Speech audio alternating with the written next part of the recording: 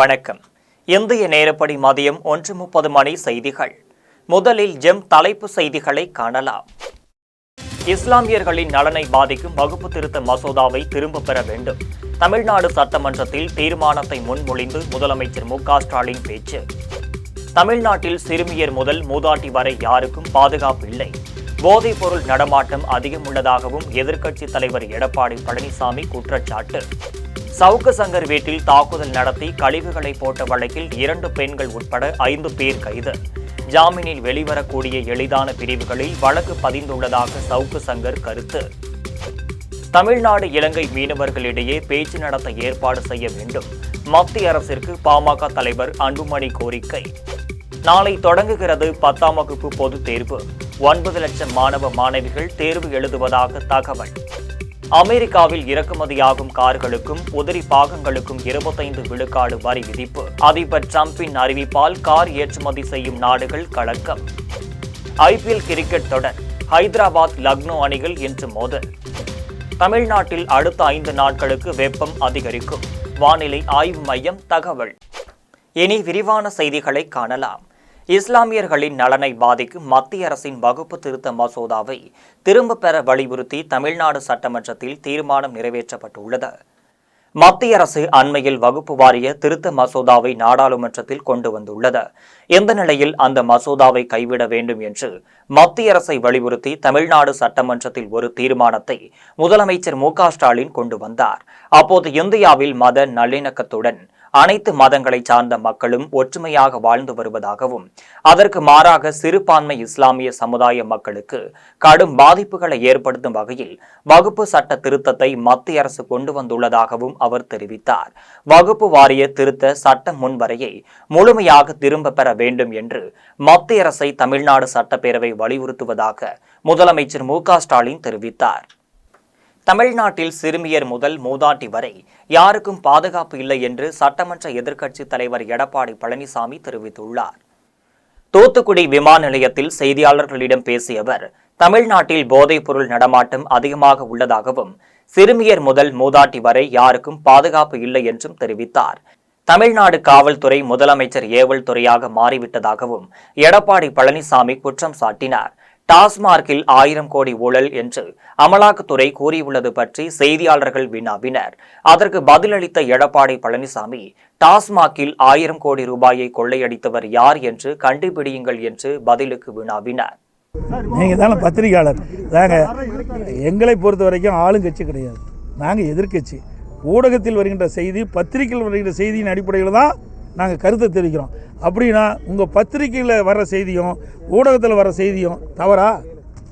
நீங்கள் தானே இப்போ பத்திரிகையில் போடுறீங்க, இந்தந்த இடத்துல இன்றைக்கு பாதிக்கப்பட்டிருக்கிறாங்க, இந்தந்த இடத்துல ரவுடிகள் வீதியில் கத்தியோடு உலாவி வர்றாங்க, இந்தந்த இடத்துல கொலை நடக்குது, இந்தந்த இடத்துல பாலியல் வன்கொடுமைக்கு பாதிக்கப்பட்டிருக்காங்க அப்படின்ற செய்தி ஊடகத்தின் வாயிலாக பத்திரிகையின் வாயிலாக வருது. அதன் அடிப்படையில் தான் நான் கருத்து தெரிவிச்சுட்டு இருக்கிறேன். நாங்களாம் எந்த கருத்தும் சொல்வதில்லை. நாட்டில் நடைபெறுகின்ற சம்பவங்களை நீங்கள் படம் பிடிச்சி உங்களுடைய தொலைக்காட்சி வாயிலாக காட்டுறீங்க, அதை நாங்கள் பிரதிபலிக்கிறோம். சார், 2026 நாள் எவ்வளோ நாள் இருக்குது? ஏன்னா 11 மாத காலம் இருக்குது.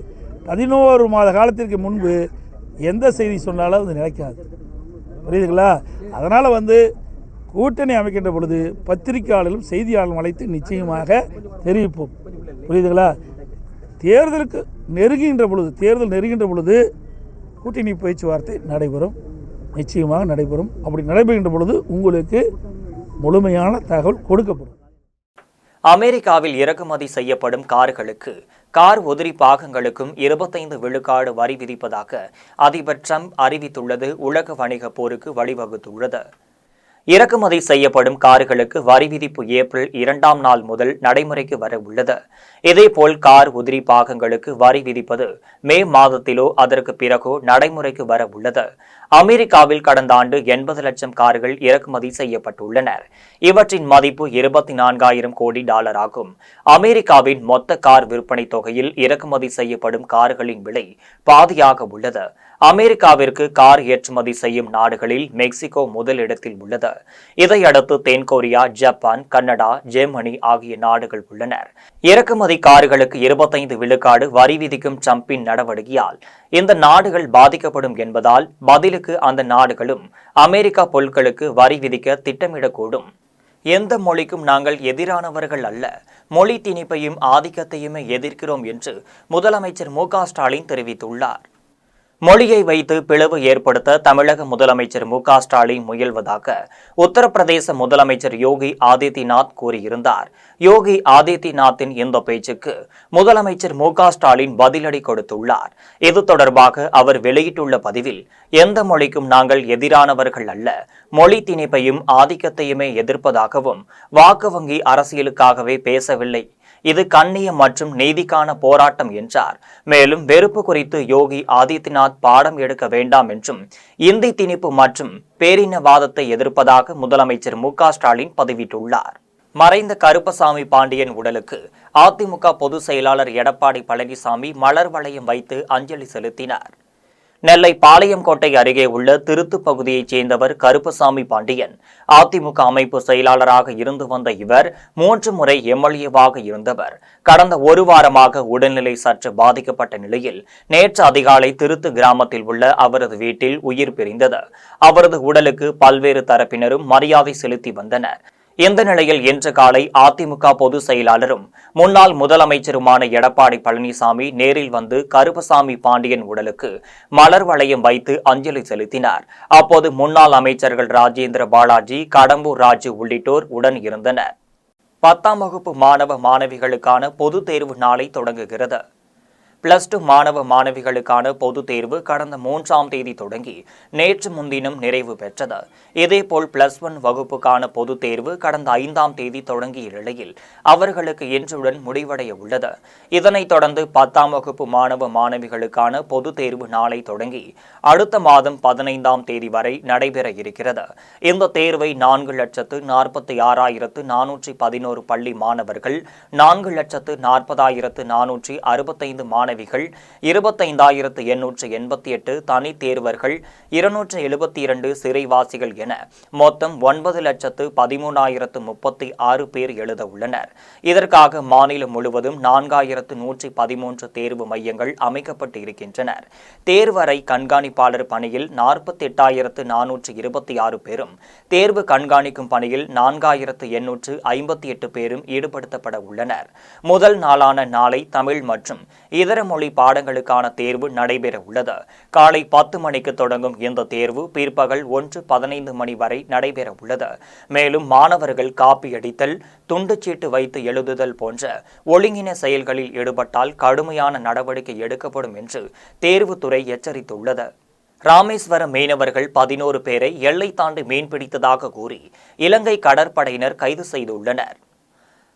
ராமநாதபுரம் மாவட்டம் ராமேஸ்வரத்தைச் சேர்ந்த மீனவர்கள் மீன்பிடி துறைமுகத்தில் இருந்து உரிய அனுமதி சீட்டு பெற்று விசை படகுகளில் வழக்கம் போல் மீன்பிடிக்க கடலுக்கு சென்றனர்.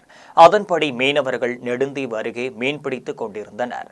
அப்போது அங்கு ரோந்து வந்த இலங்கை கடற்படையினர் எல்லை தாண்டி மீன்பிடித்ததாக கூறி மீனவர்கள் 11 பேரை கைது செய்தனர்.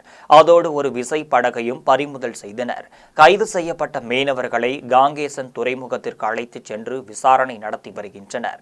மீனவர்கள் 11 பேரை சிறைப்பிடிக்கப்பட்ட சம்பவம் சக மீனவர்கள் இடையே அதிர்ச்சியை ஏற்படுத்தியுள்ளது.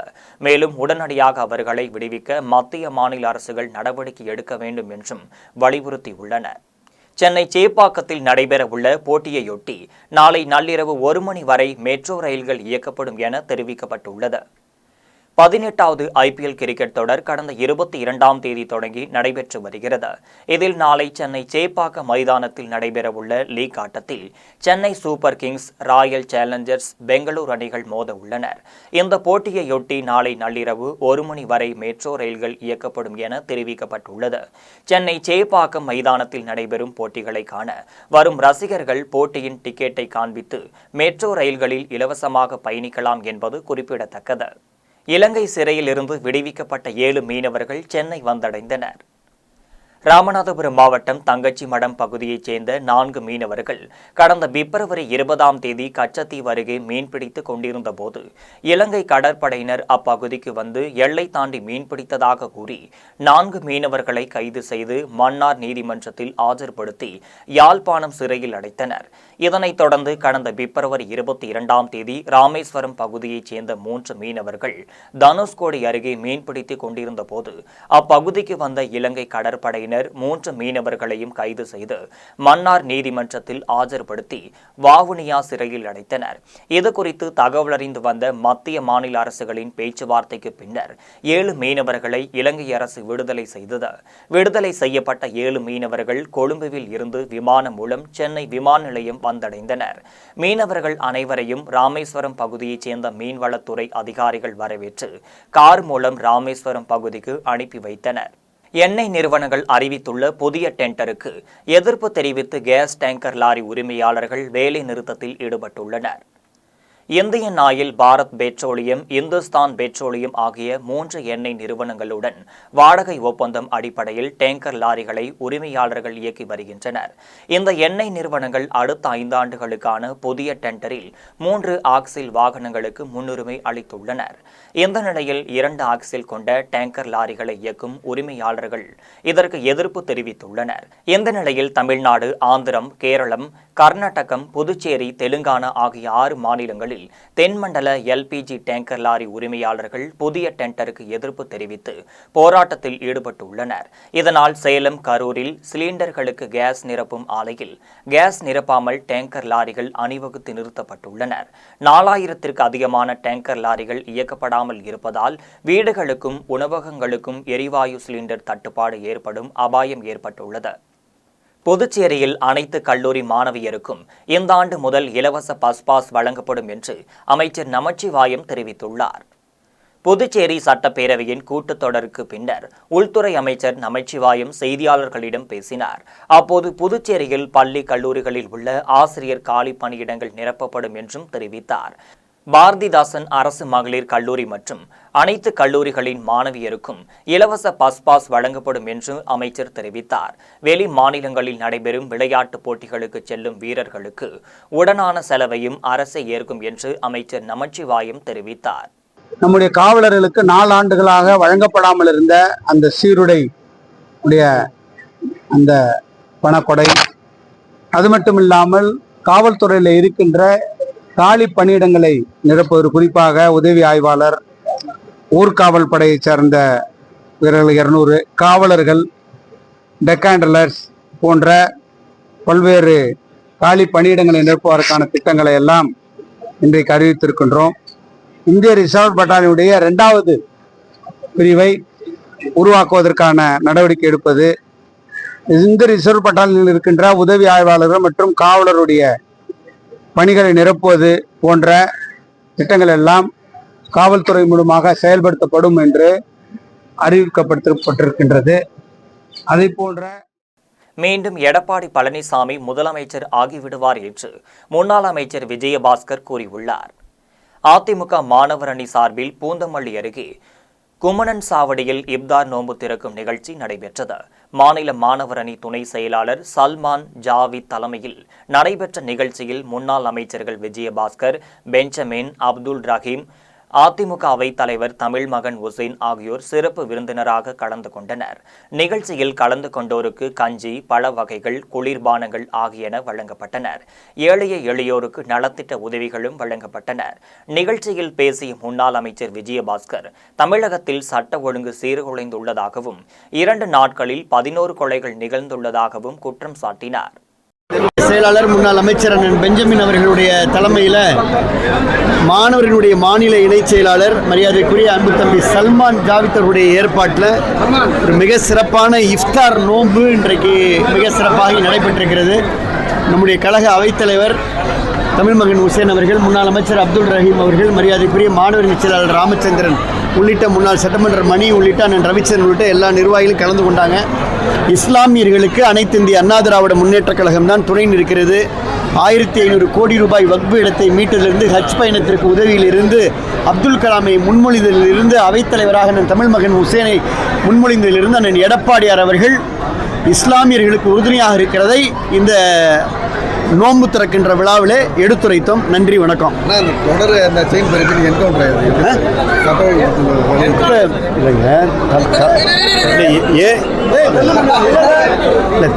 தமிழகத்தில் ஏற்கனவே சட்டம் ஒழுங்கு சீர்குலைந்திருக்கிறது என்பதை அண்ணன் எடப்பாடி அவர்கள் தொடர்ந்து எடுத்துச் சொல்கிறார்கள். குறிப்பாக சட்டமன்றம் நடக்கின்ற இந்த சூழலில் கூட 2 நாட்களில் 11 கொலைகள் நடக்கின்ற அளவிற்கு தமிழகத்திலே சட்டம் ஒழுங்கு சீர்குலைந்திருக்கிறது என்பதை சட்டமன்றத்திலும் எடுத்துரைக்கின்றோம், மக்கள் மன்றத்திலும் எடுத்துரைக்கின்றோம். 26 இதுக்கு விடை கிடைக்கும். அதுதான் சேர்த்து சொல்லிட்டேன். திருவண்ணாமலை மாவட்டம் செங்கத்தில் காரில் கடத்தி வரப்பட்ட 12 மூட்டை புகையிலை பொருட்கள் பறிமுதல் செய்யப்பட்டன.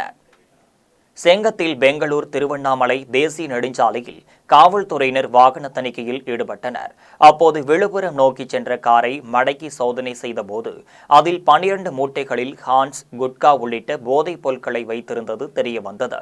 இதையடுத்து போதைப் பொருட்களையும் அதை கடத்த பயன்படுத்தப்பட்ட காரையும் காவல்துறையினர் பறிமுதல் செய்தனர். போதைப் பொருட்களை கடத்தி வந்த இருவரையும் செங்கம் காவல் நிலையத்திற்கு அழைத்து வந்து விசாரித்ததில் அவர்கள் விழுப்புரத்தைச் சேர்ந்த ஐயனார், சக்திவேல் ஆகியோர் என்று தெரியவந்தது. இதையடுத்து இருவர் மீது வழக்கு பதிந்து சிறையில் அடைத்தனர். தூத்துக்குடியில் இளைஞர் ஒருவர் உயர் மின்னழுத்த டிரான்ஸ்பர் மீது ஏறி தற்கொலை செய்து கொண்டுள்ளார். தூத்துக்குடியில் புதிய பேருந்து நிலையம் பகுதியில் நகர துணை மின் நிலையம் அமைந்துள்ளது. நகர் பகுதிக்கு விநியோகிக்கப்படும் மின்சாரம் இங்கிருந்து மின் மாற்றிகள் வழியாக பகிர்ந்து அளிக்கப்பட்டு வருகிறது. மிகவும் பாதுகாப்பான பகுதியாக அறிவிக்கப்பட்டுள்ள இந்த இடத்திற்குள் மின்வாரிய ஊழியர்கள் தவிர வேறு யாரும் செல்ல அனுமதி கிடையாது. இந்த நிலையில் 35 வயது மதிக்கத்தக்க இளைஞர் ஒருவர் உயர் மின்னழுத்த டிரான்ஸ்பர் மீது ஏறி தற்கொலை செய்து கொண்டார்.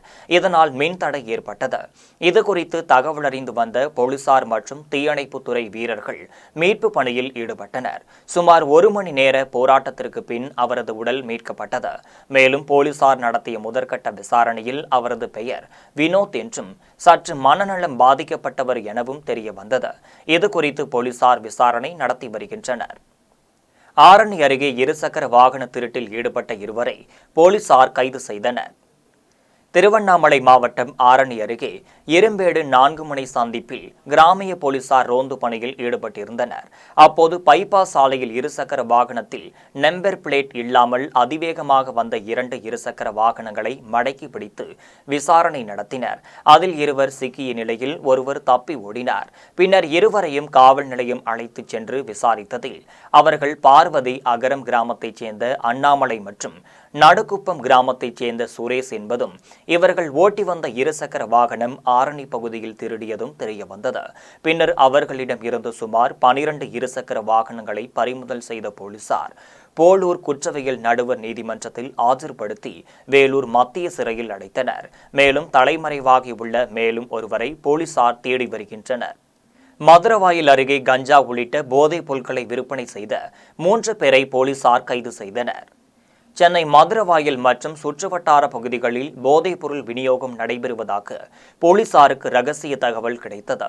இதையடுத்து மதுரவாயில் சுற்றுவட்டார பகுதிகளில் ரோந்து பணியில் ஈடுபட்ட போலீசார் வானகரம் ஆசிரியர் காலனி பகுதியில் உள்ள பூங்காவில் சந்தேகத்திற்கு இடமான வகையில் சுற்றித் திரிந்த 3 பேரை பிடித்து விசாரணை செய்தனர். அதில் 3 பேரும் அசாம் மாநிலத்தைச் சேர்ந்த ஹிப்ஜூர் ரஹ்மான், அருணல் இஸ்லாம், ரிங் போரன் என்பதும் அவர்களிடம் போதைப்பொருள் இருப்பது தெரிய வந்தது. இதையடுத்து அவர்களை கைது செய்த போலீசார் அவர்களிடம் இருந்து 3 கிராம் ஹெராயின், 50 கிராம் கஞ்சா மற்றும் 41,000 ரூபாய் ரொக்கம் உள்ளிட்டவை பறிமுதல் செய்து 3 பேரையும் நீதிமன்றத்தில் ஆஜர்படுத்தி போலீசார் சிறையில் அடைத்தனர். செங்கத்தில் 8ஆம் வகுப்பு மாணவிக்கு பாலியல் தொல்லை கொடுத்த நபரை போலீசார் போக்சோ வழக்கில் கைது செய்தனர். திருவண்ணாமலை மாவட்டம் செங்கம் அடுத்த புதுப்பாளையம் பிள்ளையார் கோவில் தெரு பகுதியைச் சேர்ந்தவர் பாண்டியன். இவர் அதே பகுதியில் பெற்றோர்கள் வெளியூருக்கு வேலைக்கு சென்றிருந்த நிலையில் பாட்டியுடன் வசித்து வரும் 8ஆம் வகுப்பு மாணவிக்கு மது போதையில் பாலியல் தொல்லை கொடுத்துள்ளார். இதுகுறித்து சிறுமியின் பாட்டி செங்கம் அனைத்து மகளிர் காவல் நிலையத்தில் புகார் அளித்துள்ளார். புகாரின் அடிப்படையில் பாண்டியனை பிடித்து போலீசார் விசாரித்ததில் குற்றம் நிரூபிக்கப்பட்டதால் அவர் மீது போக்சோ வழக்கு பதிவு செய்து போலீசார் அவரை சிறையில் அடைத்தனர். சங்ககிரி அருகே டிராக்டர் மீது சரக்கு வேன் மோதிய விபத்தில் 2 பேர் பரிதாபமாக உயிரிழந்தனர். சேலம் மாவட்டம் ஓமலூர் தாலுகா துட்டம்பட்டி பகுதியைச் சேர்ந்தவர் மாதேஷ். இவரும் இவரது நண்பரான மேட்டூர் தாலுகா தெற்கத்தியூரைச் சேர்ந்த நரசிம்மன் ஆகிய இருவரும் டிராக்டர் வண்டியில் அதிகாலை 3 மணிக்கு கோயம்புத்தூர் நோக்கி சென்று கொண்டிருந்தனர். அப்போது களியனூர் பிரிவு என்ற இடத்தில் பின்னால் வந்த சரக்கு வேன் மோதி விபத்துக்குள்ளானது. இதில் டிராக்டரில் பயணம் செய்த மாதேஷ், நரசிம்மன் ஆகியோர் சம்பவ இடத்திலேயே உயிரிழந்தனர். மேலும் சரக்கு வேன் ஓட்டுநரான கள்ளக்குறிச்சியைச் சேர்ந்த தீபக் என்பவரை அருகில் இருந்தவர்கள் மீட்டு சங்ககிரி அரசு மருத்துவமனையில் சிகிச்சைக்காக சேர்த்துள்ளனர். இச்சம்பவம் குறித்து தகவல் அறிந்து வந்த போலீசார் இறந்தவர்களின் சடலத்தை மீட்டு அரசு மருத்துவமனைக்கு பிரேத பரிசோதனைக்காக அனுப்பி வைத்து விசாரணை மேற்கொண்டு வருகின்றனர். மாமல்லபுரத்தில் திமுக பொதுக்கூட்டம் மற்றும் நலத்திட்ட உதவிகள் வழங்கும் நிகழ்ச்சி நடைபெற்றது. செங்கல்பட்டு மாவட்டம் மாமல்லபுரம் நகர் இளைஞரணி சார்பில் திமுக சார்பில் பொதுக்கூட்டம் மற்றும் நலத்திட்ட உதவிகள் வழங்கும் நிகழ்ச்சி நகர இளைஞரணி செயலாளர் மோகன்குமார் தலைமையில் நடைபெற்றது. சிறப்பு அழைப்பாளர்களாக தலைமை கழக பேச்சாளர் அத்திப்பட்டு சாம்ராஜ், எழும்பூர் கோபி மற்றும் மாவட்ட பொருளாளரும் நகர் கழக செயலாளருமான விஸ்வநாதன் ஆகியோர் கலந்து கொண்டு சிறப்புரையாற்றினர். தொடர்ந்து ரூபாய் 5 லட்சம் மதிப்பில் ஏழை எளிய மக்களுக்கு தையல் இயந்திரம், சேலை உள்ளிட்ட நலத்திட்ட உதவிகள் வழங்கப்பட்டனர். நிகழ்ச்சியில் மாநில, மாவட்ட, ஒன்றிய நகர நிர்வாகிகள் கலந்து கொண்டனர். திருச்சி மாநகராட்சியில் தாக்கல் செய்துள்ள பட்ஜெட் திருப்திகரமாக இல்லை என கூறி கூட்டத்தை விட்டு அதிமுகவினர் வெளிநடப்பு செய்தனர். திருச்சிராப்பள்ளி மாநகராட்சியின் 2025-2026 ஆண்டிற்கான வரவு செலவு திட்ட அறிக்கையை மாமன்ற கூட்டரங்கில் நடைபெற்ற கூட்டத்தில் நிதிக்குழு தலைவர் முத்துசெல்வம், மேயர் மு. அன்பழகன் தாக்கல் செய்தார். கூட்டத்தில் மாநகராட்சி ஆணையர் சரவணன், துணை மேயர் திவ்யா மற்றும் மண்டல குழு தலைவர்கள், மாமன்ற உறுப்பினர்கள், மாநகராட்சி அலுவலர்கள் கலந்து கொண்டனர். கூட்டத்தில் நீதிமன்றம் முதல் விமான நிலையம் வரை 10 கோடி மதிப்பீட்டில் தெரு விளக்குகள் அமைக்க நடவடிக்கை எடுக்கப்படும், வெஸ்ட்ரிப்பள்ளி அருகிலும் அலெக்சாண்ட்ரியா சாலையிலும் இடவசதிக்கேற்ப 100 கோடி மதிப்பில் சாலையோரம் பூங்காக்கள் அமைக்க நடவடிக்கை எடுக்கப்படும், விடுபட்ட அனைத்து தெருக்களுக்கும் 100 கோடி மதிப்பீட்டில் தெரு பெயர் பலகைகள் அமைக்க நடவடிக்கை எடுக்கப்படும் என்பன உள்ளிட்ட பல்வேறு அறிக்கைகள் அறிவிக்கப்பட்டன. இந்நிலையில் திருச்சி மாநகராட்சி தாக்கல் செய்துள்ள பட்ஜெட் திருப்திகரமாக இல்லை எனவும் காகித பட்ஜெட் எனவும் கூறி கூட்டத்தை விட்டு அதிமுகவினர் வெளிநடப்பு செய்தனர். வாழப்பாடி அருகே சொத்து தகராறை காரணம் காட்டி உயிரிழந்த அண்ணன் உடலை எடுத்து செல்வதற்கு வழிபாதை அடைத்த தம்பியை கண்டித்து உறவினர்கள் மற்றும் பொதுமக்கள் சாலை மறியல் போராட்டத்தில் ஈடுபட்டனர். சேலம் மாவட்டம் வாழப்பாடி அடுத்த பேலூர் நடுப்பட்டி கிராமத்தைச் சேர்ந்த கந்தசாமி என்பவருக்கும் ஆறுமுகம் சின்னத்தம்பி ஆகிய 2 மகன்கள் உள்ளனர். அண்ணன் தம்பி இருவருக்கும் சொத்து தகராறு இருந்து வந்ததாக தெரிய வருகிறது. இந்த நிலையில் அண்ணன் ஆறுமுகம் உடல்நலக் குறைவால் காலமானார்.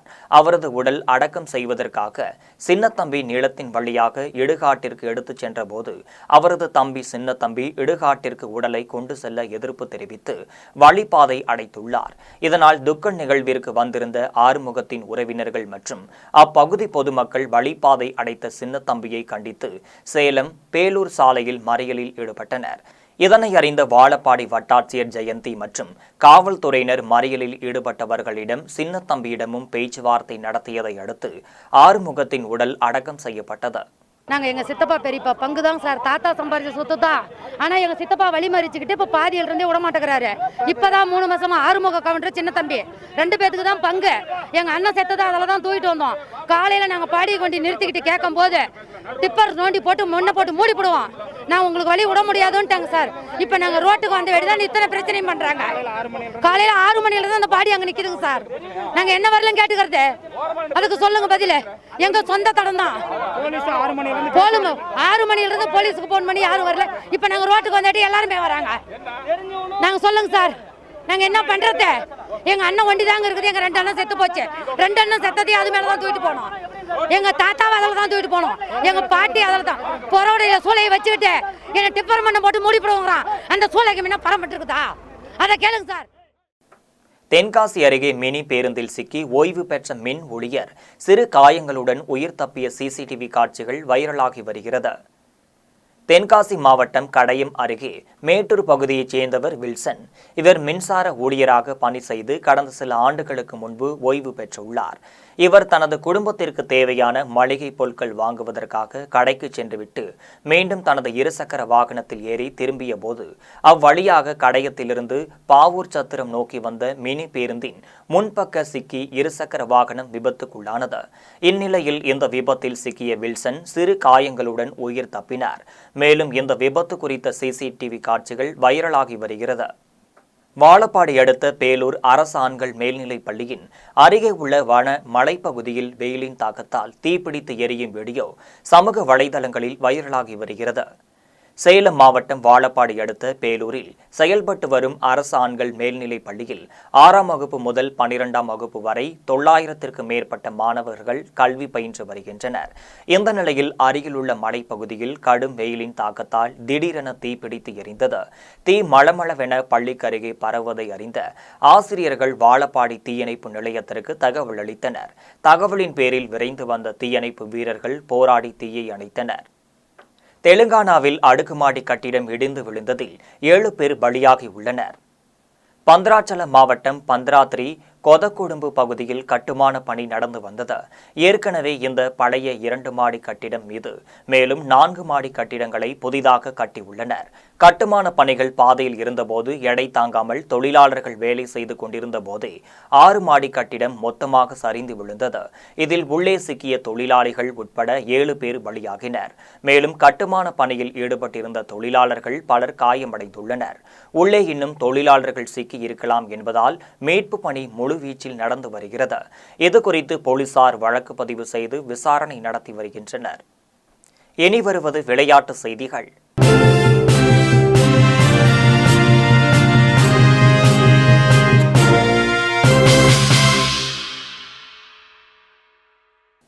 ஐபிஎல் கிரிக்கெட்டில் ராஜஸ்தானை வீழ்த்தி கொல்கத்தா அபார வெற்றி பெற்றுள்ளது. ஐபிஎல் 2025 சீசன் 6வது போட்டி அசாம் மாநிலம் கவுகாத்தில் நடைபெற்றது. இதில் Rajasthan Royals Kolkata night Riders அணிகள் மோதினர். டாஸ் வென்ற கொல்கத்தா நைட் ரைடர்ஸ் பந்து வீச்சை தேர்வு செய்தது.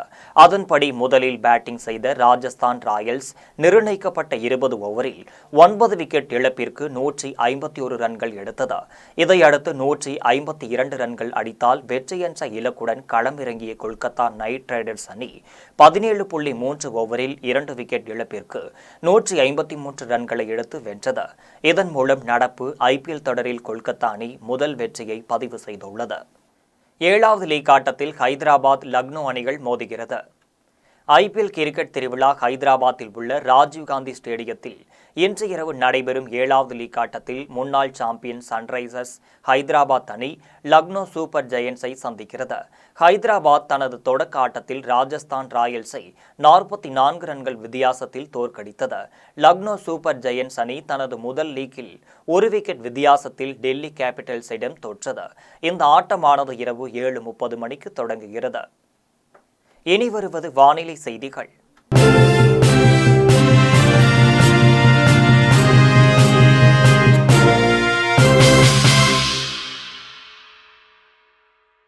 தமிழ்நாட்டில் அடுத்த 5 நாட்களுக்கு வெப்பம் அதிகரிக்கும் என்று வானிலை ஆய்வு மையம் தெரிவித்துள்ளது. இது தொடர்பாக வானிலை ஆய்வு மையம் வெளியிட்டுள்ள அறிக்கையில், தமிழ்நாட்டில் வறண்ட காற்று வருகையால் இன்று முதல் அடுத்த 5 நாட்களுக்கு வெப்பம் அதிகரிக்கும் எனவும் ஓரிரு இடங்களில் 105 டிகிரி வரை பதிவாகும் என தெரிவித்துள்ளது. அதன்படி அடுத்த 5 நாட்களில் வேலூர், திருப்பத்தூர், தருமபுரி, கள்ளக்குறிச்சி, திருச்சி, கரூர், மதுரை, ஈரோடு, சேலம், விருதுநகர் ஆகிய மாவட்டங்களில் 102.2 டிகிரி முதல் 105.8 டிகிரி வரை பதிவாகக்கூடும் என கூறப்படுகிறது. இது தவிர சென்னை, செங்கல்பட்டு, கடலூர், மயிலாடுதுறை, நாகப்பட்டினம் மற்றும் புதுச்சேரி, காரைக்கால் பகுதிகளில் 98 டிகிரி வரை வெப்பம் பதிவாக வாய்ப்பிருப்பதாக கூறப்படுகிறது. இனி வருவது தங்கம், வெள்ளி விலை மற்றும் பங்குச்சந்தை நிலவரம்.